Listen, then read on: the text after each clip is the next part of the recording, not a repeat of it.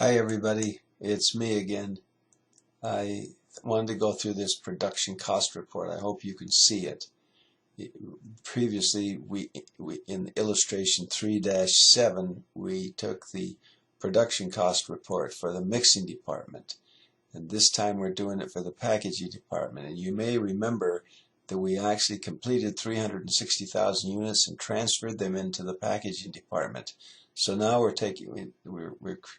developed a production report for the packaging department that includes that transferred in. So you can see in the cost per equivalent unit calculation, we've got our material, labor, and overhead plus the transferred in cost to come up with a total here.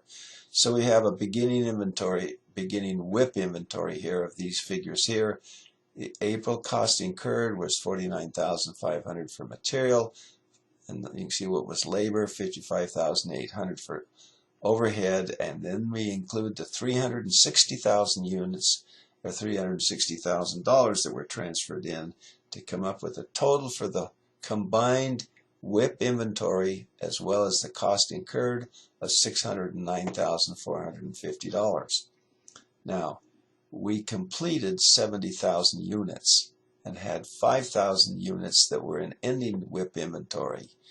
They were 100% complete as far as material goes and as far as the transferred in costs go.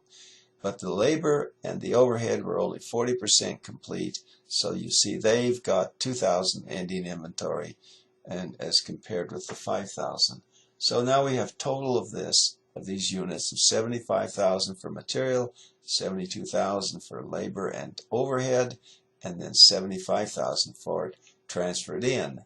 So that the cost per equivalent unit, like it was, but we did it before, we've got the $60,000 of material costs that get divided by 75,000, the number of units, so we get a cost per equivalent unit of 80 cents.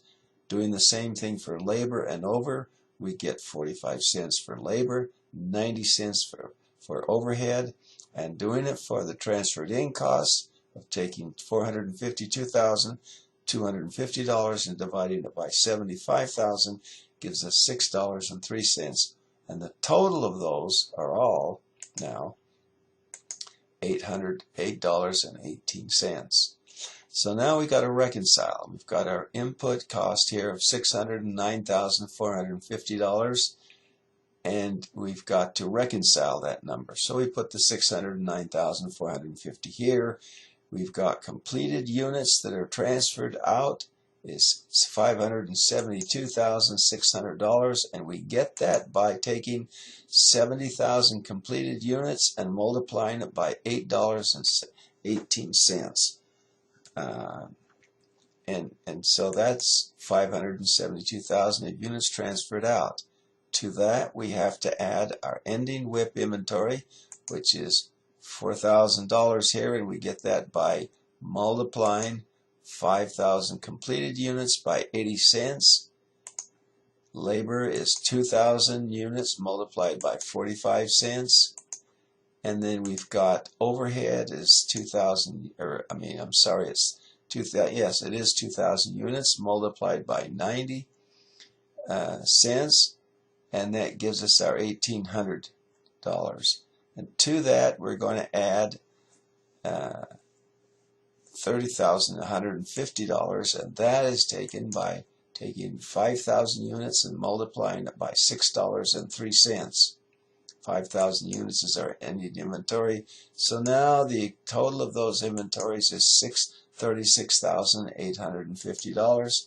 So you add that to the $572,600, and we get our ending the total costs that are accounted for is $609,450. So that matches the input of $609,450. Now we have to take the unit reconciliation. We were given a $15,000 beginning inventory.